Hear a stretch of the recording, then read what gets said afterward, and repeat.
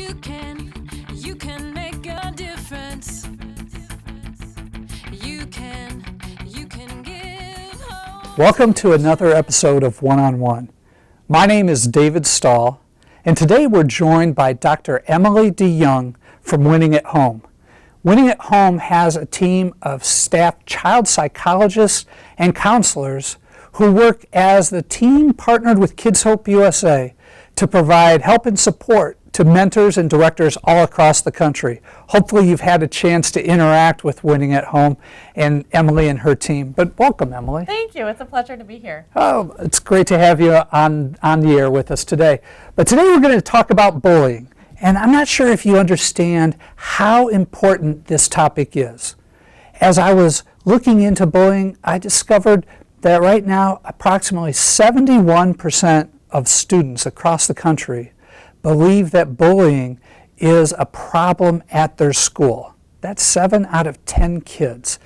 1 out of 10 kids eventually drops out of school because of repeated bullying. So Emilie, bullying is a real problem in America. I think we all know that, but it does hit home with a lot of Kids Hope USA kids too, doesn't it? Absolutely. Over the course of the last few months, I have been surprised by the number of calls I've received from mentors who are struggling with this issue with the students that they're mentoring.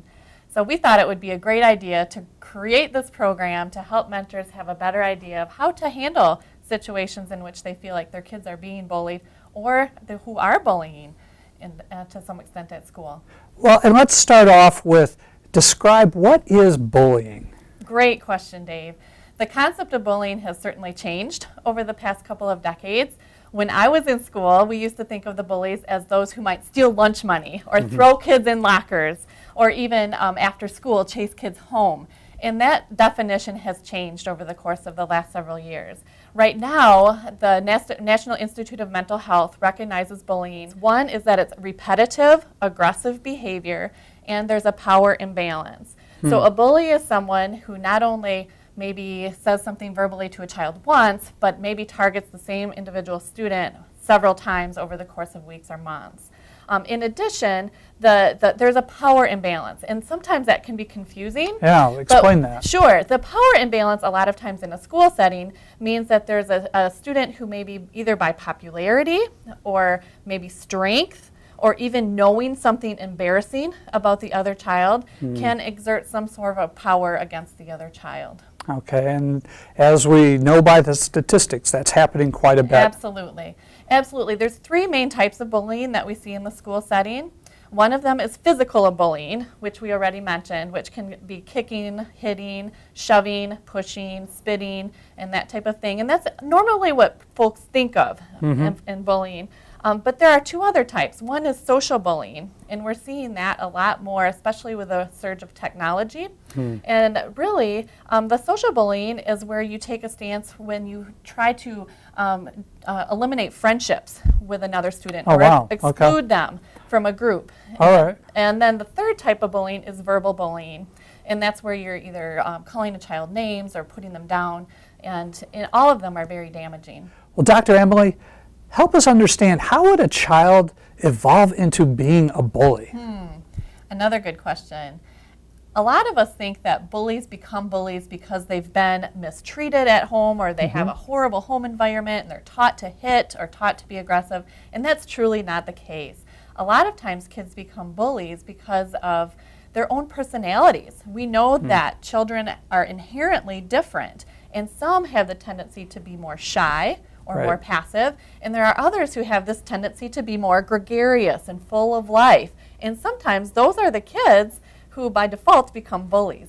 Okay, so it could be that a child is displaying bullying behavior and it isn't really intentional. He's not trying to hurt somebody or do something intentionally wrong. It's just that that power imbalance that you spoke about before is there, and especially in the younger years, when there is a big difference between the quiet kids and the rowdier kids. So that could happen. Surely, and it truly is designed by temperament. It's not something that the child necessarily aspires to, shall we say. So Dr. Emilie, we know a little bit more about the bully. Tell us about the bullying victim. What happens? How is somebody a victim? Characterize a victim for us a little bit. Certainly a child that tends to be more shy or passive, or a child who feels insecure about themselves are ripe for bullies in the school setting. And children, again, that tends to be more of a temperamental trait than something that's groomed in them. But when that does happen, people who are more aggressive or gregarious are almost drawn to the shy kids, and they tend to use their power imbalance in a negative way. So if I'm a mentor, which I am, but I give you a call and I say that, hey, I think my child is being bullied. Talk me through a couple of things that I can do to help my child. Certainly. One of the most important things you can do is continue to build relationship, because as you build that relationship, a child builds more security. And as they become more secure, oftentimes we know that they go from being somewhat shy to being somewhat more confident. So the relationship is a key element of making that improvement. The other thing that you can do with your child is teaching them to become more assertive. In order to do that, they just need to use their words. So dialogue with them to help them develop a language. For instance, a recipe that I often use in my counseling setting is to help a child be able to say, I feel blank when you blank.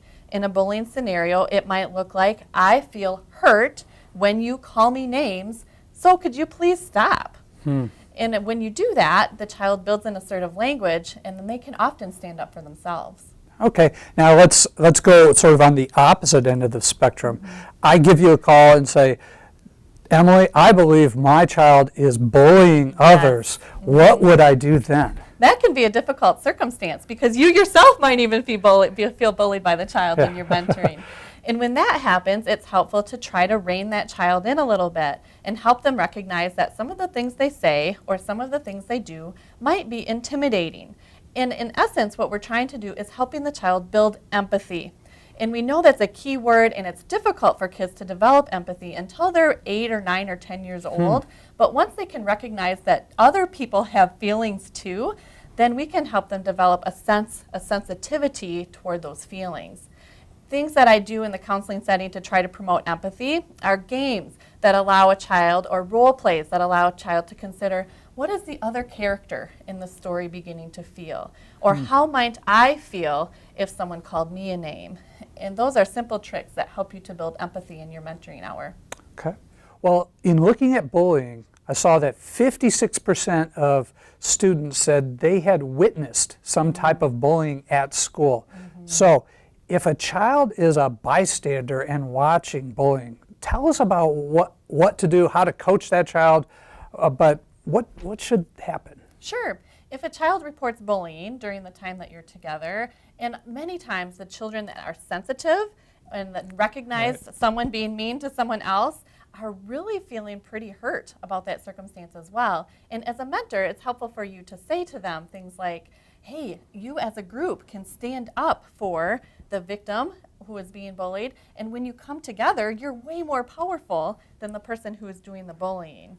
So it's important to try to create a group, a community of bystanders who's willing to make a difference. And we know that roughly 80% of the time when that happens, the bully is, we're able to overcome the bully. Yeah, as long as the crowd doesn't go and try to get busy with the bully, so to speak. Okay. That's not the goal. Well, I've heard a common word that you've been using, and that's assertiveness. A victim needs help to be more assertive. Bystanders need to be a little more assertive. Talk to us more about how does a child who is not assertive by nature, how do you help them become assertive? Right, that's a very good question. When I think about being assertive, I often think about the continuum that exists. On the far end, we have someone who's incredibly passive, and on the other end, we have someone who's aggressive. And we're trying to help kids retain a middle ground there and help them to become more assertive. A lot of that has to do with developing language for kids. And we often do that through developing assertive language. Again, the recipe that I often use for that is an I statement. I feel blank when you blank, and then turn it into a request. So could you please follow them? And that type of communication helps develop assertiveness. The other key piece of assertiveness is feeling confident about the words you choose. So for instance, if a child chooses to ignore a bully and has some success with that, then they may feel more confident about the next bullying situation. So we build on successes. Okay, but it could take some time, though. Certainly. Okay. Now, last question, and that is, at what point in time do you sort of elevate the discussion and alert the teachers, the school, and all that? Because if I'm sitting there as a mentor, at some point in time I'm wondering, when should I involve other people on this? What would you say to mentors who are wondering, boy, should I be reporting this? What should I do in that regard? Right. It's important as a mentor to tune in to any type of misbehavior among kids. Honestly, my answer would be it's never too early. And always err on the side of caution. If you think that there might be some bullying going on with your child, either as the aggressor or as the victim, right. It's important to talk to the teacher first and see if the observations are consistent between the teacher and the child, or the teacher and maybe a playground monitor. Okay. Once you have a better sense for that type of behavior, then you can decide among those adults whether or not it needs to go to a higher level, for instance, to the principal, or have a conversation with a parent. Well, let's hope that we can see fewer and fewer incidences of that, especially with all the kids that are involved with Kids Hope USA. The last thing they need is a bullying issue to have to deal with. But if they do, that's why we're there too. So, and keep in mind, with Kids Hope USA, you have some great communication opportunities with the teacher. You have the daily progress report, and it's great to make notes on that. And I've even had it where I've made notes on the daily progress report and then followed up with an email and or a phone call to the teacher to make sure that she understood what it was that I was communicating with her. So it's always a good idea to communicate, no matter how big or how small the issue is, with the teacher. Now, you also have to use common sense, that if it looks like it's really escalating and really becoming a major issue, then be more proactive with the communication, just as a child advocate should do, and that's the role that you have. So thanks, Dr. Emilie, for being with us today. You're welcome. And for all the amazing work that you and the team over at Winning at Home are doing for the mentors who call in or send an email with an issue. Thank you. It's been a privilege to partner with you. Yeah, so again, as you know, Dr. Emilie and her team are available all the time for you to pick up the phone or to go online and send an email to, and just ask any question that you have that has to do with the interaction with your child, or if you're a director, an issue that maybe you know a mentor and child are trying to work through. You'll see on the screen right now the phone number and the email address as a reminder. But again, thanks for being with us today. This topic of bullying is important, and when we can help a child work through bullying issues, it will make a tremendous impact on him or her. And remember that along the way, when we have an impact on a child, what we're doing is we're contributing to changing that little life. And we all know that when you change a life, it's no small change.